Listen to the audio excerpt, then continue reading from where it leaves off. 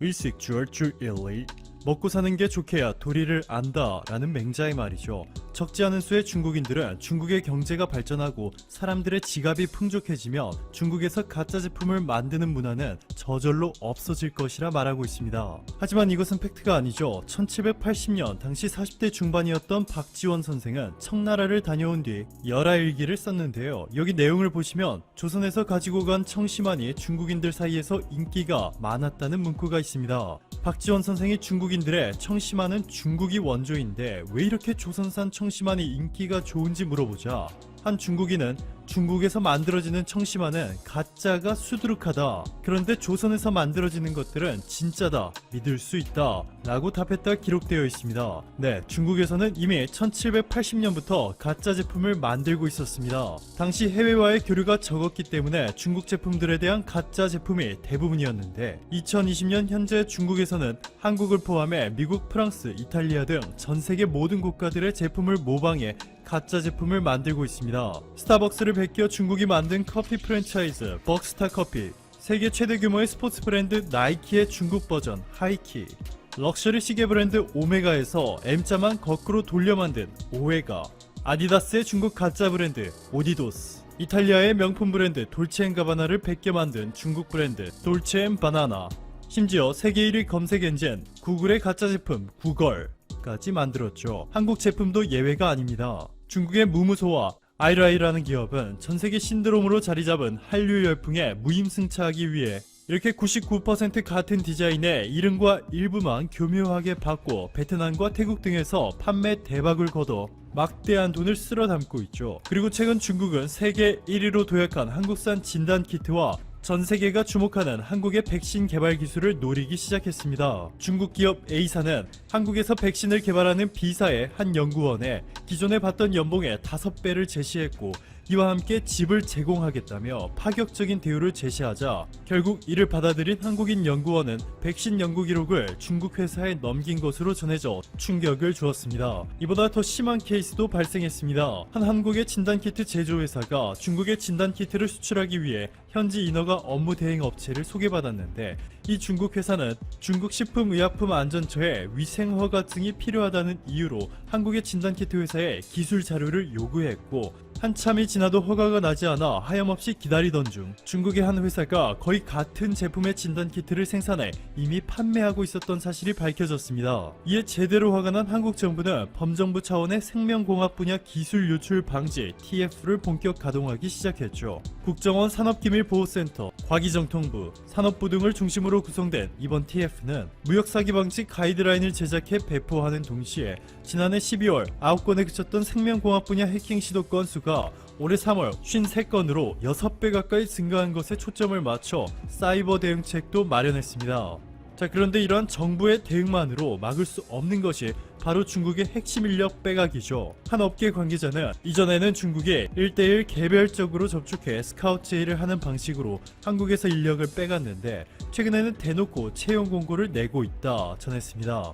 실제로 현재 국내 유명 구인구직 사이트에서 65인치 이상 대형 OLED 패널 분야에서 10년 이상 경력이 있는 자, 급여 1억 원 이상, 근무지 중국이라 올라와 있습니다. 중국이 대놓고 LG 디스플레이의 대형 OLED 설계 기술을 탈취하겠다는 것이죠. 이렇게 한국이 세계 1위 자리를 잡고 있는 반도체, 스마트폰 디스플레이 등의 분야에서 중국이 한국에서 받는 연봉의 3배, 많게는 5배까지도 제시하며 핵심 인력들을 빼가려 하고 있는데요. 중국으로부터 스카우트 제의를 받은 이들에 꼭 기억해야 할 점이 있습니다. 이번에 바이러스 확산이 시작되기 전 중국에서 한국 비행기 조종사들의 소형 여객기 기장은 3억, 대형 기종은 4억 원의 연봉을 제시하자 많은 수의 국내 조종사들이 중국으로 이직했는데 이들은 중국 회사로 옮기면서 중국은 급여도 많이 주고 조종사들을 인정해주는 분위기다 라며 뒤도 돌아보지 않고 떠났죠.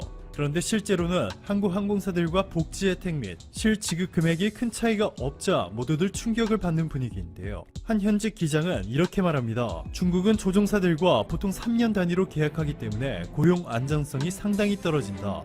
중국 항공사로 이직한 상당수의 한국 조종사들이 다시 한국으로 돌아가고 싶어한다. 그런데 상황이 많이 변해 한국으로 돌아가기가 쉽지 않다. 오늘도 감사합니다. 최고로 멋진 하루 보내시길 바랄게요. 안토니오 구테우스 유엔 사무총장이 30일 최근 감염병과 기후변화 관련된 한국의 대응을 거론하면서 한 말입니다. 구테우스 사무총장은 이날 화상으로 진행된 기자회견에서 이렇게 말했습니다. 주목할 만한 본보기이자 감염병과 기후변화에 대한 싸움을 어떻게 조합될 수 있는지를 보여주는 한 가지 예를 제시하고자 한다면서 그것은 한국이라고 밝혔습니다. 구테우스 사무총장은 30일 해외 유입 사례인 4명을 제외한 국내 발생 감염자가 0명을 기록한 한국의 상황을 전하면서 감염병에 대한 한국의 대응은 굉장히 성공적이었다고 평가했습니다. 또한 구테우스 사무총장은 한국은 석탄 화력 발전소 감축과 탄소 배출 감축 등 그린딜 계획을 제출했다면서 매우 야심찬 그린딜이라고 강조했습니다. 구테우스 사무총장은 이는 어디에서나 따라야 할 본보기라면서 전 세계 많은 나라들이 한국의 사례를 따르기를 희망한다고 말했습니다. 실제로 한국의 그린 뉴딜 정책은 유엔 사무총장이 인정할 정도로 훌륭하다고 평가받고 있으며 미 스탠퍼드와 UC 버클리 대학 연구팀은 한국의 그린 뉴딜은 한국 내 정규직 일자리 144만 개를 늘릴 수 있다고 전망했습니다.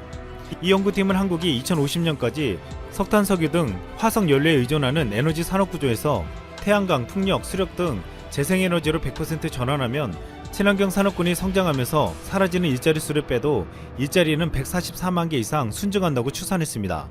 이 같은 정책을 시뮬레이션한 결과 한국이 그린딜 정책을 도입하면 양질의 정규직 일자리가 급증하고 에너지 수요와 비용을 절반으로 줄일 수 있다는 결과가 나온 것입니다. 연구팀은 그린딜 정책을 도입함으로써 얻는 경제 사회적 효과 못지않게 환경적 혜택도 상당하다고 평가했습니다.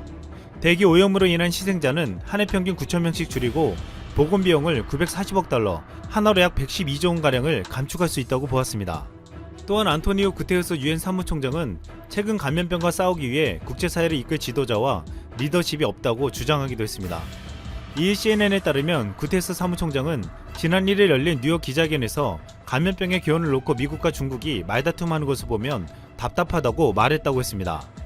트럼프 대통령은 최근 중국은 11월 재선에서 내가 떨어지는 데 도움이 된다면 무슨 짓이든 할 것이라고 주장했고 중국의 관영 항구시보는 중국은 미국 선거 개입 같은 것에 아무 흥미가 없다는 외교부 성명을 인용해 전달했습니다. 이에 트럼프 대통령은 중국의 피해자들이 중국을 상대로 소송을 걸 수 있게 만드는 주권 면책을 제한하는 방안을 논의하고 있고 중국의 책임을 묻는 대규모 관세를 부과하는 것도 검토하고 있다고 했습니다. 구테우스 사무총장은 리더십 부재와 결여 현상이 명백하다면서 어느 때보다 세계가 한데 뭉쳐야 하는 상황인데도 국제사회가 분열되어 있는 것이 누구 눈에도 분명하다고 지적했습니다. 구테우스 사무총장이 강력 비판하는 것은 이번 감염병뿐만 아니라 기후정책에 있어서도 G2 국가인 미국과 중국은 그동안 제대로 된 역할을 하지 못했기 때문입니다. 트럼프는 취임하자마자 파리 기후협약 탈퇴를 선언했습니다. 파리 기후협약은 세계에서 가장 강력한 기후변화 협약으로 125개국이 비준했으며 2016년 11월부터 발효되었습니다.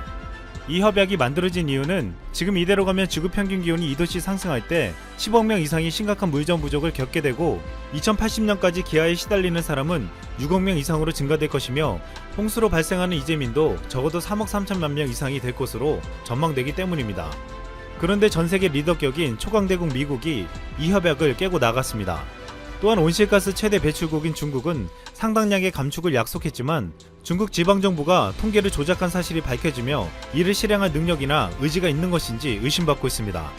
또한 영국 브리스톨대 국제연구진은 온실가스인 수소 불안탄소가 대기 중에서 거의 사라졌다는 2017년 중국의 공표와 달리 최근 기록적인 수준으로 증가하고 있다는 것을 발견했다고 밝히기도 했습니다. 이렇게 미국과 중국은 기후변화에 대해 책임지는 것이 아니라 환경오염의 주범이 되고 있습니다. 이 때문에 최근 유엔 사무총장이 미국과 중국을 비판하며 한국의 그린 뉴딜 정책을 많은 국가들이 배워야 한다는 말은 새로운 의미로 해석되고 있습니다.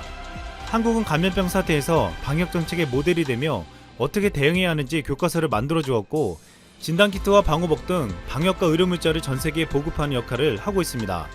이에 유엔과 많은 국제단체들은 앞으로 기후변화에서도 한국의 역할을 기대하고 있는 것으로 보이고 있습니다. 또한 한국 정부는 한국판 뉴딜 정책으로 새로운 일자리를 창출하겠다고 했습니다. 여기엔 그동안 해오던 대규모 토목공사가 아닌 디지털 기반의 대형 정보기술 프로젝트를 추진하겠다고 했습니다. 특히 이번 사태로 주목받는 비대면 의료 서비스, 온라인 교육 서비스, 스마트시티, 빅데이터 사업 등 한국은 새로운 시대를 만들어갈 산업을 중심으로 위기를 극복하고 경제복구에 앞장설 준비를 하고 있습니다. 이상 쓸모왕이었습니다.